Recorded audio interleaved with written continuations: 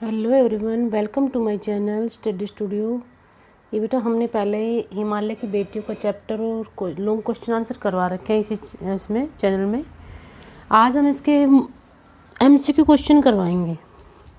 Class number 7 Himalaya की बेटियां, ये रहा देखिए, क्लास नंबर 7 वसंत भाग 2 पाठ्य पुस्तक। चैप्टर का नंबर है 2, चैप्टर नंबर 2 और इसके एमसीक्यू। ठीक है, आप उस वीडियो को पीछे देख सकते हैं। जिन्होंने नहीं देखी है वो पीछे वीडियो जाकर देखें, बड़े अच्छे से उसका चैप्टर का एक्सप्लेनेशन है, बहुत ही अच्छे से, और इसके लॉन्ग क्वेश्चन आंसर भी करवा रखे हैं। आज हम इसके एमसीक्यू करवाएंगे ओनली। तो क्वेश्चन नंबर 1 देखिए, हिमालय की बेटियां पाठ के लेखक कौन हैं? तो कौन है इसके पाठ के लेखक? नागार्जुन। हिमालय की बेटियां जो चैप्टर है उसके पाठ के लेखक कौन है? नागार्जुन। ठीक है, नेक्स्ट देखिए, नदियों के प्रति लेखक के मन में कैसा भाव था? तो नदियों के प्रति जो लेखक था उसके मन में श्रद्धा का भाव था। श्रद्धा का, प्रतियोगिता का, घृणा का या जलन का? तो नदियों के प्रति जो लेखक है उसका भाव था श्रद्धा का। वो पूजनीय मानता था, उनको अच्छी लगती थी और उनके नदियों के प्रति लेखक श्रद्धा रखता था। ठीक है, श्रद्धा का भाव था। तो लेखक ने नदियों की धारा की तुलना किससे की है?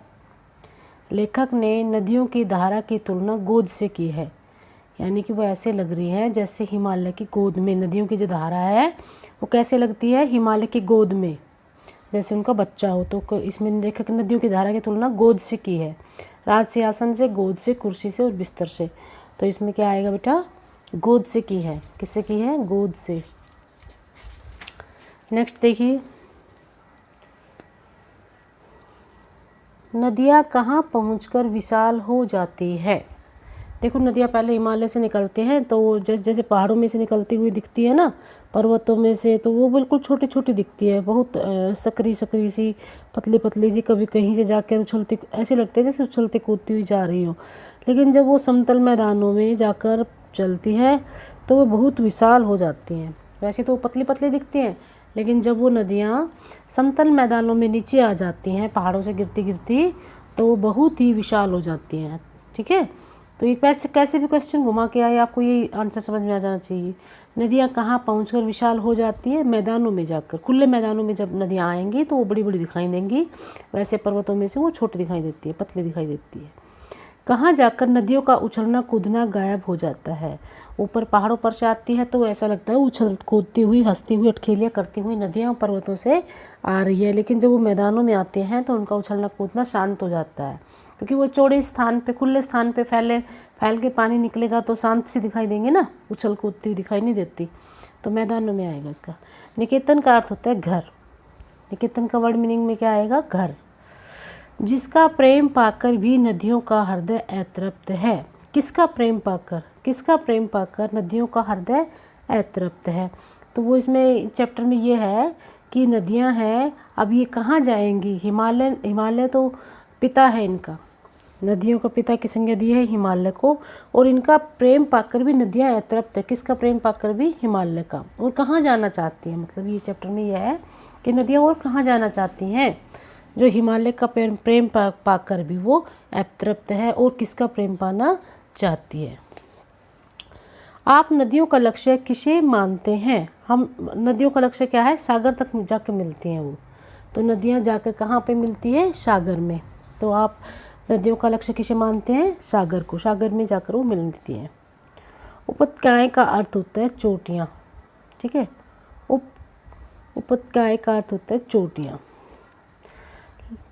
लेखक ने इस पाठ में सौभाग्यशाली किसे बताया है? इस पाठ में लेखक ने सौभाग्यशाली सागर को बताया है, क्योंकि नदियाँ हिमालय इतना ज़्यादा प्यार करता है, फिर भी वो उनको अटखेलियाँ करती हुई सागर में जाकर मिल जाती है। तो सागर को सौभाग्यशाली बताया है इस चैप्टर में।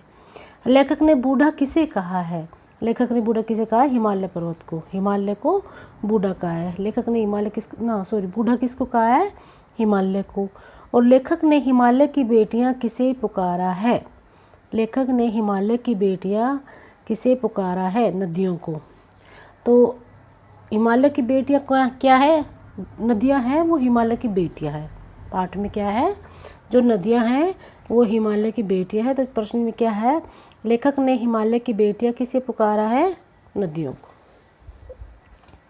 नेक्स्ट देखिए, हिमालय को किसका ससुर कहा गया है। देखो हिमालय की बेटियों की शादी किससे दिखाई गई है चैप्टर में, सागर से। तो हिमालय है नदियों का पिता है, और सागर क्या है, नदियों का पति है। तो ससुर कौन हुआ, हिमालय हो गया। तो हिमालय को किसका ससुर बताया गया है, सागर का। आ गया समझ में। पर्वतराज भी हिमालय को बोला गया है। अगर ये क्वेश्चन बनता है पर्वतराज कौन है, तो वो हिमालय है। पर्वतराज की बेटियों का हाथ किसने पकड़ा है, किसने पकड़ा है भाई, सागर ने पकड़ा है। आप उस चैप्टर को एक बार जरूर देखना, उसमें अच्छे से हर चीज़ बताई गई है, ठीक है। आपको पूरा ये सारे क्वेश्चन चैप्टर को देखते ही आ जाएंगे। कालिदास किस भाषा के कवि है, संस्कृत भाषा के कवि हैं कालिदास। नदियों को लोकमाता किसने कहा है, तो नदियों को लोकमाता किसने कहा है, काका कालेकर ने। किसने कहा है, काका कालेकर ने। और हिमालय की बेटियां पाठ की विधा क्या है, हिमालय की जो पाठ है वो एक निबंध है। क्या है, निबंध है, व्यंग है, कविता है, इस तरह से बताना पड़ता है ना।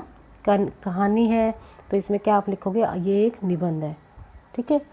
तो ये शॉर्ट क्वेश्चन इतने ही थे बेटा, और आशा है सभी बच्चों को अच्छे से आ गए होंगे। सभी 1 मिनट के लिए इसको देख लेंगे, अच्छे से अभी समझ लेंगे।